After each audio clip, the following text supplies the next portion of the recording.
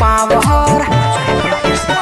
मुजफ्फरपुर से कपड़ा ली हो गेरुआ चित कहावर, पेन्हा राजा देहिया पर खुली बड़ सावर।